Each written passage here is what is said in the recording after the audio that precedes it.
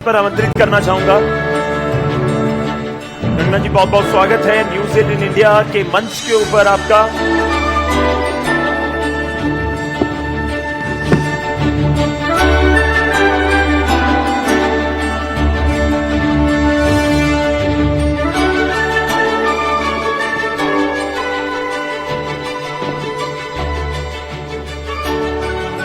Thank you so much Kangana ji, इस मंच पे आने के लिए जोरदार तालियों के साथ अभिनंदन करिए अभिनेत्री member of parliament Kangana Ranaut ji का।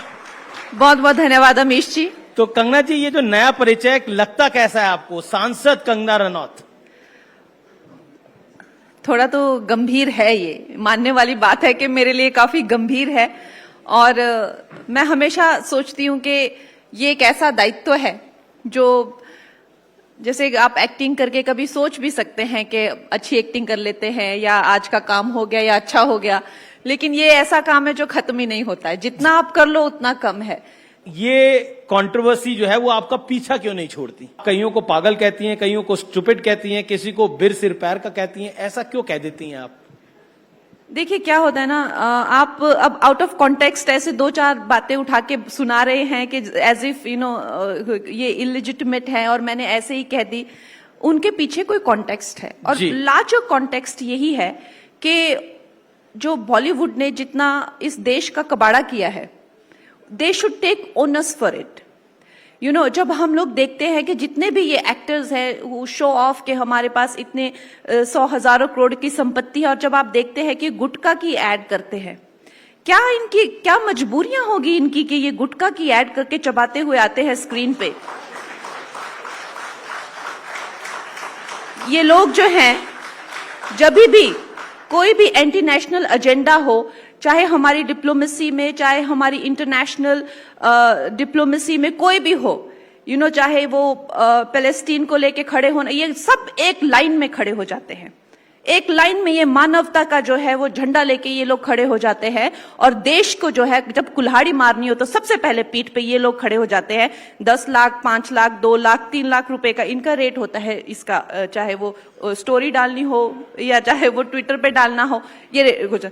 और जब आइटम नंबर करने की बारी आती है तो ये इज्जतदार लोग, ये मानवता, जो सबसे पहले सेक्सुअलाइजेशन ऑफ चिल्ड्रन, मैंने आपको पहले भी बताया, हम सोशल मीडिया पे देखते हैं 9-9, 6-6 साल के जो छोटे छोटे बच्चे अपने स्कूल के फंक्शंस पे कैसा डांस कर रहे हैं आइटम नंबर्स पे, क्या उसका वो ओनर्स लेते हैं? जिस तरह की जो फिल्में बना रहे हैं, और जहां पे एक फिल्मों का जो हीरो हुआ करता था, जिसे हम नायक कहते थे, नायक जो होता था वो खलनायक बन गया, खलनायक नायक बन गया है, जो एक रावण का पूरी तरीके से जो एक साक्षात्कार जिसका होना चाहिए, वो उस तरह का इनका नायक है, जो कि गुंडा है, दगाबाज है, औरतों को कपड़ों की तरह बदलता है, उनका पीछा करता है, रेप करता है, अपने अहंकार में आकर खून की जो वो किसी अपनी धर्म के लिए या इसके लिए नहीं खड़ा हो रहा। इस तरह के तो इनके नायक हैं। तो खैर, कहने को तो बहुत कुछ है फिल्म इंडस्ट्री के लिए, और मैं हमेशा ही कहती आई हूं, ऐसा नहीं है। लेकिन अब आप एक दो चीजें उठा के बोले कि आपने पागल बोल दिया किसी को, डम बोल दिया किसी को, तो वो ठीक नहीं है। अब आपने कई स्टार किड्स को उबले हुए अंडे बोला, अब बताइए मैं क्या करूं इसके अंदर?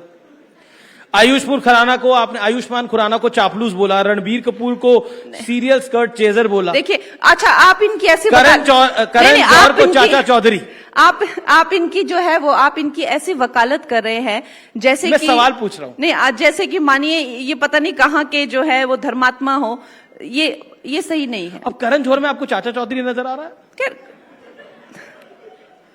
मैं किसी एक इंसान को यहाँ पर पॉइंट आउट नहीं करना चाहती हूँ, लेकिन हम सब जानते हैं ये इंडस्ट्री जो है, हवाला से लेकर ड्रग एडिक्शन से लेकर, जब मैं पैदा भी नहीं हुई थी 86 का मेरा बर्थ है, तब ये लोग दाऊद के साथ घूमते थे, पार्टी करते थे, वो भी मेरा कसूर है।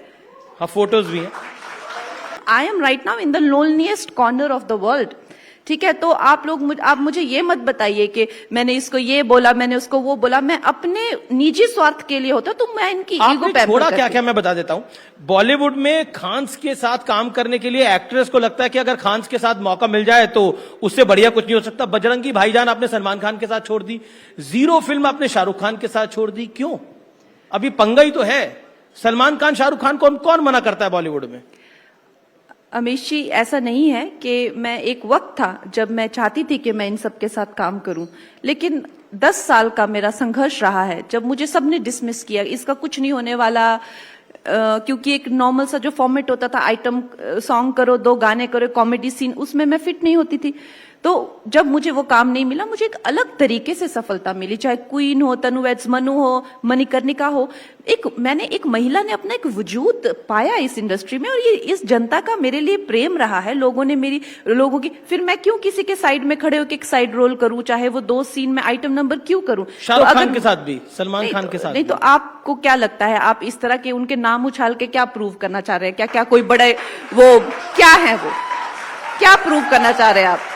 शाहरुख खान के साथ भी, सलमान खान के साथ भी, तो क्या है वो? कंगना रनौत का बेस्ट फ्रेंड कौन है फिल्म इंडस्ट्री के अंदर? एक कोई होगा, कोई होगा, जो भी है। नहीं, बेस्ट फ्रेंड तो खैर बहुत, आपने हम लोग 50-60 दिनों के प्रोजेक्ट्स करते हैं तो मिलते हैं, फिर तो मेरे सहयोगी बहुत, अब अनुपम जी देख लीजिए या श्रेयस जी देख लीजिए, विजेंद्र प्रसाद गारू हो गया, और ऐसे कोई लोगों की कमी नहीं है फिल्म इंडस्ट्री में जो कि मुझे रिस्पेक्ट देते हैं और मेरे साथ जो है वो कॉर्डियल है। तो ऐसी कमी नहीं है, लेकिन वही है कि कुछ लोग जिन आपको उन्हीं में इंटरेस्ट है, जो कि बदमाश कंपनी है, और उन्हीं के बारे में आप क्वेश्चन भी पूछेंगे सारे।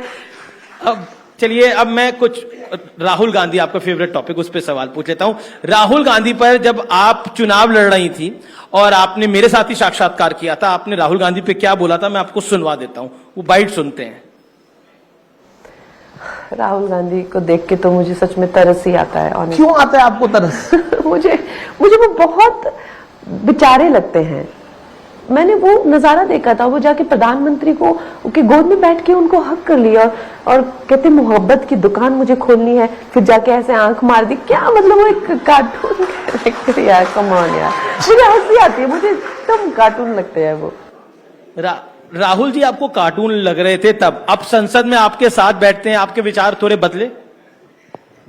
अब तो मुझे वो पूरा कॉमेडी शो लगते हैं, पहले तो वो मुझे कार्टून लगते हैं, पूरा कॉमेडी शो। जिस दिन राहुल जी संसद आते हैं उस दिन तो मतलब हमारा वो एंटरटेनमेंट वाला रहता है फुल। और जिस तरह वो एलओपी है, लीडर ऑफ ऑपोजिशन है, बहुत बड़ी जिम्मेदारी है उनके ऊपर, राहुल जी पे। लेकिन अब उनका है व्यक्तित्व वैसा, तो हम क्या कर सकते हैं। और उनकी बातें जो है वो पूरे देश से तो छुपी नहीं है, तो खड़े हो जाएंगे वो और भाषण देने, खुद को कहेंगे मैं शिव जी की बारात हूं, और फिर जो है इस तरह की बेसर पैर की भगवानों की तस्वीरें लेके आते हैं।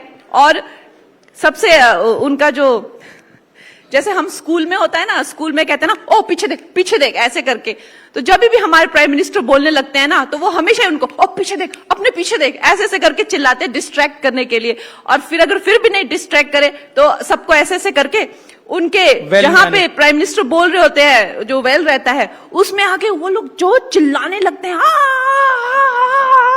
कि मतलब उनकी आवाज ना सुनने को जाए। क्या प्रधानमंत्री जो बोलना चाहे वो ना बोल सके? और हमारे प्रधानमंत्री जो हैं, पहले पानी का ग्लास लेते हैं और उनको देते हैं कि तुम्हारे गले ना सूख जाए, पहले तुम लोग पानी पी लो।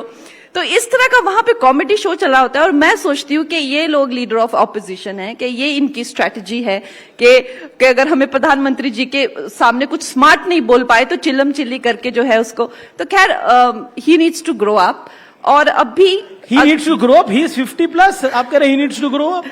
बट और आपने तो कह दिया, वो कितना कंट्रोवर्शियल का, कि उनका ड्रग टेस्ट होना चाहिए, आपने बयान दिया ये।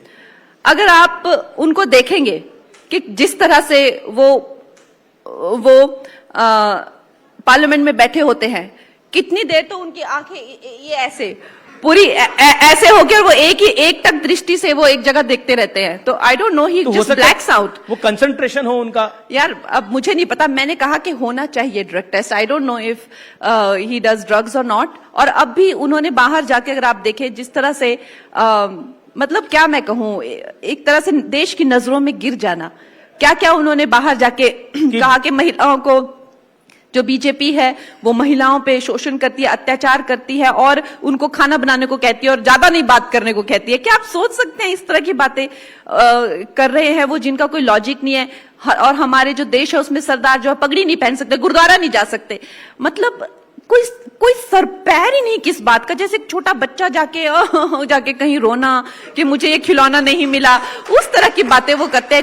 मैं कहती हूँ कि किसी तरह की भी कोई सर पैर, अगर वो अपनी बात कहना चाहते थे, बाहर जो है किसी तरीके की सिंपैथी लेना चाहते थे, तो ये उनकी वोकैबुलरी है कि महिलाओं को कहते हैं खाना बनाओ और बात मत करो। ये इस तरह की सिखों को लेकर भी टिप्पणी करी जिसका आपने जिक्र किया। उस पे बिट्टू हैं जो कि मंत्री हैं आपकी सरकार में, बीजेपी की सरकार में, उन्होंने बोला कि इस देश का कोई नंबर 1 आतंकी है तो वो राहुल गांधी है। ये थोड़ी कंट्रोवर्शियल स्टेटमेंट नहीं है? आप इस पर क्या रिएक्ट करना चाहती हैं? देखिए, उन्होंने जो कहा वो मैं बहुत पहले से कह रही हूं।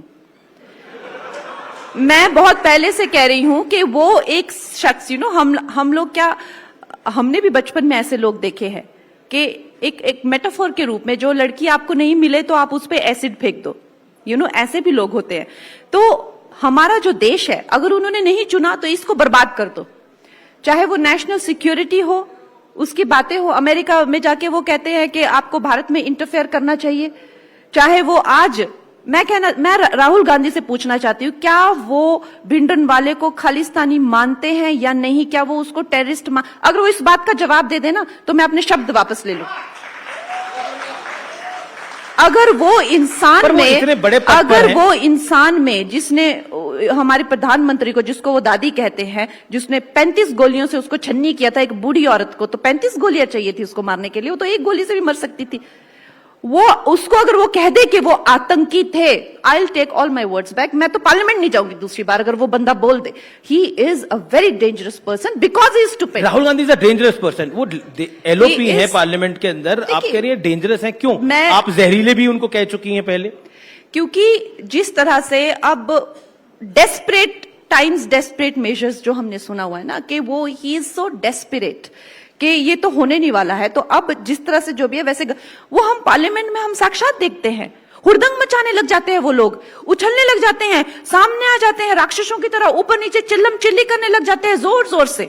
हम अपनी आंखों के सामने देखते हैं कि ये क्या और जो हमारे अध्यक्ष हैं वो खड़े हो जाते, वो कहते क्या हो रहा है ये? उनका बुद्धि तो उतनी है, बुद्धि तो ग्रो इंसान की तभी होगी जब वो इंसान जो है किसी तरह की। आपको लगता है राहुल गांधी में बुद्धि नहीं है? मतलब वो एलओपी हैं, इतने पढ़े लिखे हैं, पार्टी का काम कर रहे हैं। नहीं, मैं आपसे पूछती हूँ, मुझे आपकी भी बुद्धि का स्केल जानना है कि क्या राहुल गांधी बुद्धिमान है? नहीं, मुझे जवाब चाहिए। मैं ये पूछना चाहती हूँ, क्या राहुल गांधी बुद्धिमान है? नेता तो है वो, नहीं, मैं पूछती हूँ कि बुद्धिमान तो दिखते ही है थोड़े, जिन्होंने हमें पता चल गया इनकी भी बुद्धि के क्या स्टैंडर्ड्स हैं, हमें पता चल गया। देखिए, आप एक सफल अभिनेत्री रही हैं, अब आप मेंबर ऑफ पार्लियामेंट हैं, क्योंकि काफी लोग जानना चाहते हैं कि अब आप लाइफ में क्या आगे बढ़ेंगी, क्या आप भी एक फैमिली यानी शादी करेंगी? I definitely want to get married and और इसी एमपी टर्म में होगी ये शादी? होपफुली, उसके बाद तो करने का फायदा ही नहीं है फिर। जी, तो कब उम्मीद कर सकते हैं हम? अब कुछ एक तस्वीरों वाला राउंड है, कुछ तस्वीरें आएंगी और उस पर मैं आपकी टिप्पणी चाहूंगा। देखते हैं पहली तस्वीर किसकी आ रही है। बजरंग पुनिया और विनेश फोगाट के बीच में राहुल गांधी, क्या कहना चाहती हैं आप? वही है कि इनकी पॉलिटिक्स, इनकी जो पॉलिटिक्स है, that is I personally feel कि the nation can see through this kind of dirty politics. लेकिन having said that, कि जब भी जो लोग opposition के लिए बोलते हैं, they get a lot of appreciation from the media, from the so-called the system, the lobby and everybody. लेकिन अगर हम कहीं सपोर्ट करते राष्ट्रवादी पार्टी को, या जो, खैर अब तो मैं पॉलिटिक्स में हूं, लेकिन उससे पहले तो पूरी तलवारें हमारे लिए खींच जाती थी, तो दिस इज वेरी अनफेयर। मैं आई डोंट माइंड कि दे आर सपोर्टिंग कांग्रेस, लेकिन at the same time for them to behave like we are a political, I think that is a bit questionable. अगली तस्वीर देख लेते हैं, किसकी आ रही है? जया बच्चन जी, क्या कहना चाहती हैं आप?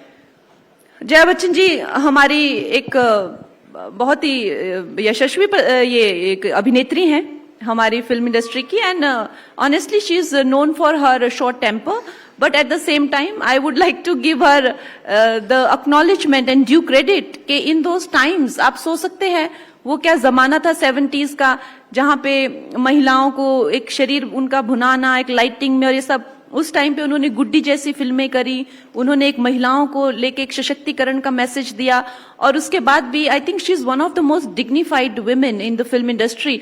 और जिस तरह से वो अपने आप को राज्यसभा में कैरी करते हैं, you know, I feel very good कि हमारी फिल्म इंडस्ट्री से ऐसी रिप्रेजेंटेशन है। अदरवाइज तो फिल्म इंडस्ट्री की आज भी जब मैं फील्ड में जाती हूँ तो हमेशा मुझे कहा जाता है ये तो नचनिया है, ये तो नाचने वाली है, ये तो कोठे वाली है, ये तो ये है, ये तो वो है। तो खैर, अब जो हमारी पीछे से जो हमारे फिल्म इंडस्ट्री के पूर्वजों ने हमें विरासत दी, उसे तो हमें अपने कंधे पे ढोना ही पड़ेगा। अब हमें जो अपने आगे आने वाली पीढ़ी को विरासत देंगे वो भी ऐसे जाना जाएंगे कि भाई ये क्यों नहीं, ये महिला भी एक कलाकार है। तो उनमें से मैं कहूंगी कि Jaya Bachchan ji has been one of those rare actresses who has brought dignity to her craft. जी, लेकिन इन्होंने कहा था कि जिस थाली में खाते हो उसी में छेद करते हो, जब रवि किशन ने ड्रग्स का मुद्दा उठाया था। खैर, मैं तब आपने भी कमेंट दिया था, किया था। दैट्स फाइन, हम एक दूसरे को जो है कुछ बोल दे तो मेरा ये मानना है कि हमारे बुजुर्ग हैं, अगर हमें कोई एक बात इन्होंने बोल दी तो हमारे कोई फूल नहीं झड़ गए। जी, अगली फोटो देखते हैं किसकी आ रही है, क्या है। अब ये इसके ऊपर आप क्या कहना चाहती हैं?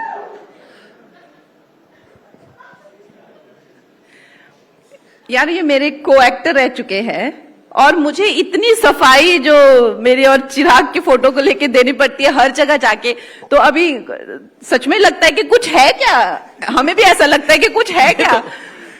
नहीं, मैंने तो कुछ पूछा ही नहीं, मैंने तो सिर्फ तस्वीर दिखाई। नहीं, ऐसा कुछ नहीं है, और मीडिया ने आउट ऑफ प्रोपोर्शन ये मैटर कर दिया पूरा। But he is a very good friend, और हम लोग ने पहले एक फिल्म भी की है, उन्होंने एक्टिंग भी की है इससे पहले। तो और above everything he is just a very humble person and very you know. पर चर्चे बहुत हो गए, मतलब इसलिए मैं बोल रहा हूँ। आप लोगों की मेहरबानी है, और तो क्या कहें। जी, चलिए अगली तस्वीर देखते हैं किसकी आ रही है। अब इन दोनों में से बेहतर कौन है, आयुष्मान खुराना और दिलजीत में से? अब आप देख लीजिए, इनमें से जो भी राष्ट्रवादी है वो मेरा फेवरेट है। वो देशद्रोही है, इस देश के टुकड़े चाहता है, तो उसके लिए एक को तो पसंद करिए। इन दोनों में से जी, मेरे लिए, मैं इनको पसंद करके क्या करूंगी? मैंने थोड़ा ना इनके साथ काम करना है, मुझे इनको पसंद करने की जरूरत नहीं है।